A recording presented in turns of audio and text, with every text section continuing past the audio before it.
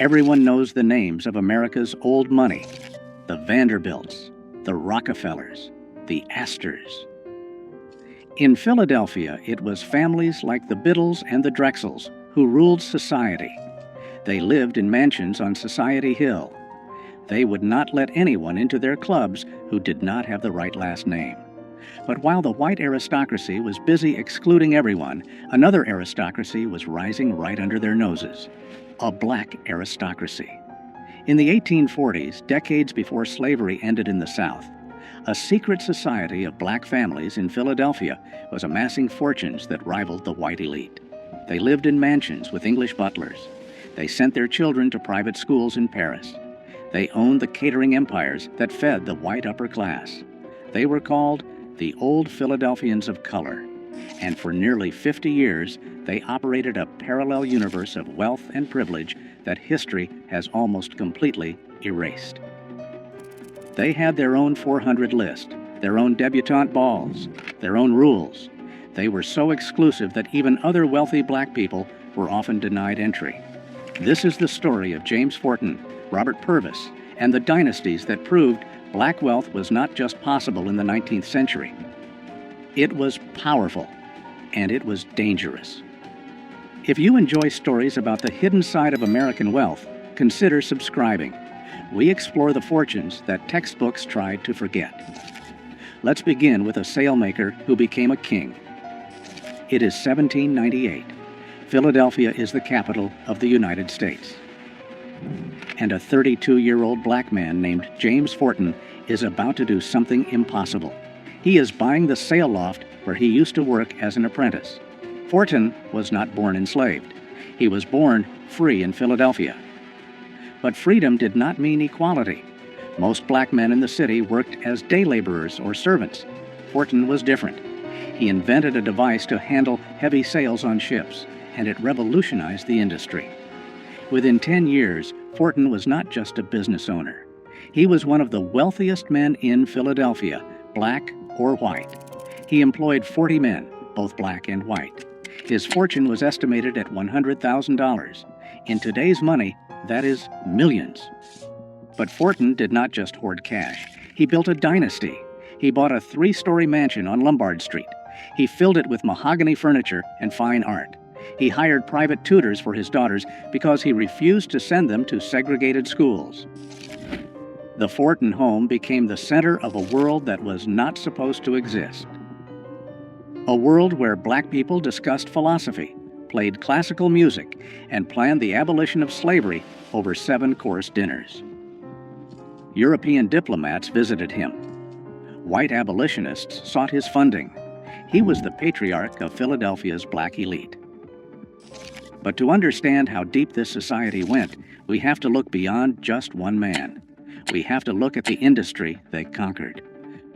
By 1830, a class system had solidified in black Philadelphia that mirrored the white aristocracy. They called themselves the representative colored citizens. At the top were families with old money, wealth generated before 1820. The leaders were a new kind of king, the caterer kings. This sounds like a service job today, but in the 19th century, black caterers were the moguls of the food industry. They were the celebrity chefs and event planners of their era. Men like Robert Bogle and Peter Augustin did not just serve food, they controlled the social calendar of white Philadelphia. If the Biddles or the Whartons wanted to throw a ball, they had to hire Bogle. He owned the china, the silver, and the linens. He controlled the staff. Peter Augustin came from Haiti and brought French culinary techniques that dazzled American society. He invested his profits into real estate, buying buildings in the heart of the city. These families created a monopoly. They did not just work for white wealth, they leveraged it. They took the money from white society parties and funneled it back into black institutions. They built the churches, they funded the schools, and they intermarried. A Forten married a Purvis. A Minton married a Bogle. They created a closed loop of wealth that protected them from the racism outside their doors. They were the invisible backbone of the city's economy. The financial power of this group was staggering. By 1837, the black community in Philadelphia held $250,000 in real estate. By 1847, that number had quadrupled. They organized their own census because the U.S. government refused to accurately count their wealth. They wanted proof. They formed literary societies like the Gilbert Lyceum, where talking about slavery was forbidden, not because they did not care, but because they wanted a space to discuss art, science, and literature without being defined by their oppression. They were constructing a reality where they were simply aristocrats. Robert Purvis, Fortin's son-in-law, took this lifestyle to its absolute peak. He was the son of a white cotton merchant and a free woman of color. He inherited a massive fortune. He looked white. He could have moved to Europe and lived as a white aristocrat. Instead, he stayed in Philadelphia and declared himself black. He built a country estate called Byberry. It had prize-winning livestock, rare gardens, and a library filled with first editions. It also had a secret trapdoor in the floor. While Purvis lived like a lord, he was also the president of the Underground Railroad. His mansion was a station for escaping slaves. This was the paradox of the black elite. They lived in luxury that rivaled the white upper class, but their lives were constantly in danger because of the color of their skin. In 1838, that danger arrived at their front door. May 17, 1838, Philadelphia. The city is tense. Abolitionists have just built Pennsylvania Hall, a grand building dedicated to free speech and ending slavery. James Fortin helped fund it. The black elite saw it as their symbol of progress, but the white working class saw it as a threat. A mob of thousands gathered outside. They were not just angry about slavery. They were angry about black wealth. They saw black men like Fortin and Purvis walking the streets in silk suits, while white immigrants struggled to find work. The resentment boiled over. The mob burned Pennsylvania Hall to the ground only 3 days after it opened. Then they turned toward the black neighborhoods. They did not go after the poor. They went after the rich. They targeted the mansions. They targeted the businesses. Robert Purvis sat in his estate at Byberry, watching the glow of the fires in the distance, armed with a shotgun, waiting for the mob to come for his family. They did not reach him that night, but the message was sent. Your money does not protect you. Your education does not protect you. To us, you are just targets.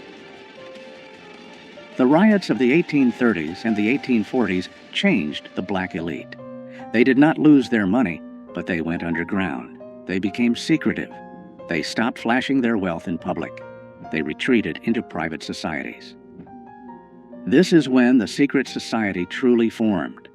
They created exclusive clubs like the Banneker Institute and the Pythian Directory. These were not open to just anyone. You had to be nominated. You had to have money. You had to have good breeding. And yes, color played a role. The Old Philadelphians of color developed a reputation for being color-struck. They favored lighter-skinned members. They looked down on the formerly enslaved who were arriving from the South. They called them contrabands. It was a defense mechanism. They believed that if they maintained perfect manners, perfect dress, and perfect conduct, white society would eventually have to accept them. They were wrong, but they held on to this belief with a religious fervor. They refused to listen to jazz or blues. They listened to Bach and Beethoven. They did not eat soul food. They ate French cuisine. They were protecting a legacy that they felt was the only thing keeping them safe from the mob. There is another dark chapter to this story, the phenomenon of passing. Because many of these families were mixed race and light-skinned, they faced a tempting choice. They could leave Philadelphia. They could move to a new city where no one knew them. And they could become white. Historians estimate that thousands of wealthy black people from this era simply vanished from the records. They did not die. They crossed the color line. They married into white families.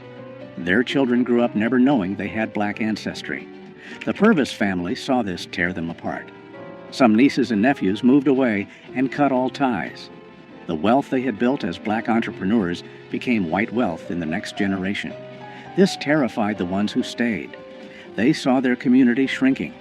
Every time a son or daughter moved away to pass, the dynasty weakened. It was a slow, silent erasure. The families who remained, like the Mintons and the Warwicks, doubled down on their identity.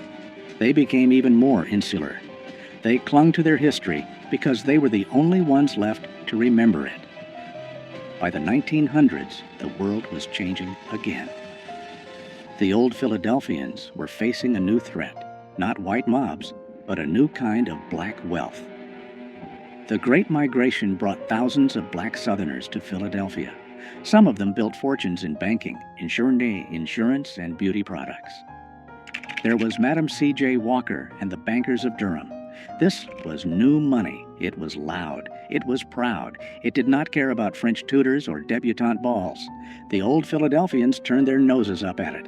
They refused to let these new millionaires into their social circles, and that was their fatal mistake. By closing their doors, the Old Philadelphians slowly strangled their own influence. They had the pedigree, but the new generation had the momentum. Slowly, the mansions on Lombard Street were sold. The catering empires were replaced by corporate hotels. The families drifted apart. Some moved to Europe. Some passed into white society, choosing to pass and leaving their history behind. Today, if you walk through Society Hill or the older parts of Philadelphia, you will not see statues of James Forten or Robert Purvis. Their mansions are mostly gone or converted into other things. The dynasty did not crash because of a scandal. It faded because it was designed to be secret. They built walls so high to keep the world out that eventually the world forgot they were there. But for 50 years, they proved something that terrified 19th century America. They proved that black excellence was not an anomaly. It was a civilization that thrived in the shadow of the Liberty Bell, building a definition of freedom that the Founding Fathers never intended. The Old Philadelphians are gone, but the foundation they built, the networks, the institutions, the very idea of black aristocracy survives in every black dynasty that followed.